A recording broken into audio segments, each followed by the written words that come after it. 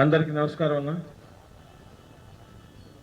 Telugu Desam party కార్యకర్తగా rural MLA Kotamreddy Siva Reddy గారి స్ఫూర్తితో ఈ నెల 4వ తారీఖు నుంచి ఏడాది పాటు నెల్లూరు రూరల్ నియోజకవర్గంలో గడప గడపకు మీ కోటమిరెడ్డి గిరిధర్ రెడ్డి కార్యక్రమాన్ని ప్రారంభిస్తున్నాను.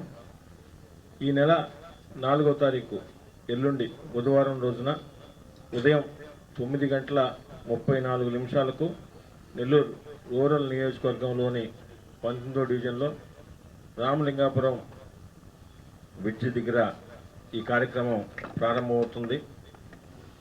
తొలి విడతగా ఏకదాటిగా 3 రోజుల పాటు ఈ కార్యక్రమం ఉదయం 7 గంటల నుంచి మొదటి రోజు ముహూర్తం ప్రకారం 9:30 అయినప్పటికీ తర్వాత ఏకదాటిగా ఉదయం 7 గంటల నుంచి మధ్యాహ్నం 12 గంటల దాకా 19వ డివిజన్లో పూర్తిగా ఆ కార్యక్రమం కొనసాగుతుంది.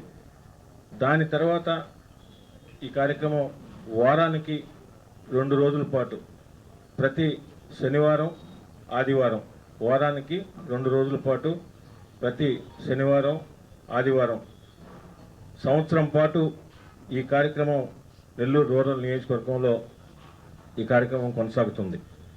అదేవిధంగా ఈ కార్యక్రమం ద్వారా ప్రతి గడప కూడా ప్రతి ఇంటికి కూడా వెళ్ళి వారితో ఏకాంతంగా ప్రజలతో నేరుగా మాట్లాడాలన్నదే నా ఆకాంక్ష. అదేవిధంగా కూటమి ప్రభుత్వం ఈరోజు అధికారంలోకి వచ్చిన తర్వాత కూటమి ప్రభుత్వం అందిస్తున్న సంక్షేమ పథకాలు, స్థానికంగా జరుగుతున్న అభివృద్ధి పనులు వీటన్నిటిని కూడా పరిశీలిస్తూ, అంతేకాకుండా ఎక్కడికక్కడ స్థానిక సమస్యలు ఇంకేదన్నా ఉంటే వాటిని తెలుసుకోవడం, వాటికి పరిష్కారం దిశగా చేయడం, దీని ద్వారా చేయాలనే ఉద్దేశంతోనే ఈ కార్యక్రమాన్ని కూడా తీసుకోవడం జరిగింది. అయితే గత వైఎస్ఆర్ కాంగ్రెస్ పార్టీ ప్రభుత్వం జగన్మోహన్ రెడ్డి గారి గతంలో ముఖ్యమంత్రిగా ఉండగా ఈ రాష్ట్రం సర్వనాశనమైన సంగతి అందరికి కూడా తెలిసిందే. అయితే కూటమి ప్రభుత్వం వచ్చిన తర్వాత నేటి ముఖ్యమంత్రి గౌరవ ముఖ్యమంత్రి శ్రీ నారా చంద్రబాబు నాయుడు గారి ఆధ్వర్యంలో ప్రభుత్వం జరుగుతున్న పనితీరు, ఆయన మీద ఉన్న నమ్మకం, సమర్థత, అనుభవం వీటన్నిటినీ ఈ రాష్ట్రాన్ని మళ్ళీ గాడిలో పెడుతున్న చంద్రబాబు నాయుడు గారి తీరు గురించి, ఆయన అందిస్తున్న సంక్షేమ పథకాలు, అభివృద్ధి పనులు ఇవన్నీ కూడా ప్రజలకి ఎప్పటికప్పుడు చేరవేస్తూ, అంతేకాకుండా బిడ్డలకు ఉద్యోగాలకు సంబంధించి కానీ, అమరావతి విషయంలో కానీ, పోలవరం విషయంలో కానీ చంద్రబాబు నాయుడు గారు గౌరవ ముఖ్యమంత్రి కష్టపడుతున్న తీరును చూసి మేము కూడా ఆ వయసులో ఈ రాష్ట్రం గతంలో ఎంతో ఇబ్బందులు పడి ఎంతో నాశనమైనప్పటికీ ఈరోజు ఈ రాష్ట్ర ముఖ్యమంత్రి గౌరవ ముఖ్యమంత్రి శ్రీ నారా చంద్రబాబు నాయుడు గారు కష్టపడుతున్న తీరుని చూస్తూ మేము కూడా నెల్లూరు రూరల్ నియోజకవర్గంలో ఎంతో కొంత ప్రతి ఇంటికి కూడా తిరిగి ఈ రాష్ట్రం ఈ రోజున్న పరిస్థితుల్లో ముఖ్యమంత్రి గారు చంద్రబాబు నాయుడు గారు ఎలా కష్టపడుతున్నారు, ఏ విధంగా అన్ని పనులు ఉద్యోగాలు కాడించి అమరావతి, పోలవరం, మిగతా ఎక్కడికెక్కడ సంక్షేమ పథకాలు ఏదైతే మాట ఇచ్చారో సంక్షేమ పథకాలు, అదేవిధంగా స్థానికంగా జరుగుతున్న అభివృద్ధి పనులు ఇవన్నీ కూడా ప్రతి వారికి చేరాలన్న మనం మాట్లాడాలన్న ఉద్దేశంతో, చెప్పాలన్న ఉద్దేశంతో ఈ కార్యక్రమం తీసుకున్నాం.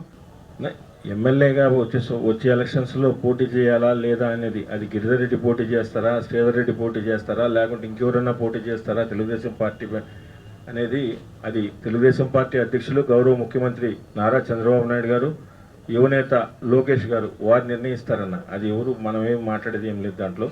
కాకుంటే ఇదేదో కొత్తగా మేము తీసుకున్నది ఏం లేదు. ప్రతిసారి కూడా చాలామంది ఈ రోజుల్లో మీరు గతం చాలా సంవత్సరాల నుంచి కూడా మీకు అందరికీ కూడా తెలుసు, వారందరూ కూడా ఎలక్షన్లు వచ్చినప్పుడు ఏదో జీబులో ఎక్కి తిరిగి ఎలక్షన్ వచ్చినప్పుడు మాట్లాడేవాళ్ళే. కానీ గత 10 సంవత్సరాల్లో మరొకసారి మీకు గుర్తు చేస్తున్న 4 సంవత్సరాలు దాదాపు 4 సార్లు ఇంటికి కూడా గడప గడపకు కూడా నిరంతరం కూడా ప్రజల్లో తిరుగుతున్నాం. కొత్తగా మేమేదో తిరిగేది ఏం లేదన్న. మీరు చూస్తూనే ఉన్నారు, గత 10 సంవత్సరాల్లో కానీ ఈ 5-6 నెలల్లో కానీ రోజు ఏదో ఒక వార్డు ఏదో గ్రామంలో తిరుగుతూ ఉన్నాం. తిరిగేటప్పుడు అభివృద్ధి పనులు లాంటి ఇంకొకటో సమస్యల మీద తిరుగుతున్నాం, ఆ వీధుల్లో తిరుగుతున్నాం. అంటే ఎలక్షన్లప్పుడు ఇంటింటికి పోయి మేము ఓటు అడిగి మా మీద ఒక నమ్మకంతో తెలుగుదేశం పార్టీ అధ్యక్షులు మాకు టికెట్ ఇచ్చిన తర్వాత మేము నెల్లూరు రూరల్ నియోజకవర్గంలో మేము కానీ మా కుటుంబ సభ్యులు కానీ ప్రతి ఇంటికి ప్రతి గడప పోయినప్పుడు ఏదైతే నమ్మకం భరోసా పెట్టుకున్నారో ఎలక్షన్లు వచ్చినప్పుడే కాకుండా ఎలక్షన్లు ఉన్నా లేకపోయినా తేడాతో ప్రతి ఇంటికి కూడా తిరగాలనే ఉద్దేశం తిరుగుతూనే ఉన్నా. సూపర్ 6 అనేది హామీలు ఇచ్చిన మాట వాస్తవం. ఏ ప్రభుత్వం కూడా సూపర్ 6, సూపర్ 10, సూపర్ 8 వచ్చిన తర్వాత అన్నీ ఒక రోజులో ఎవరు అమలు చేయరన్న.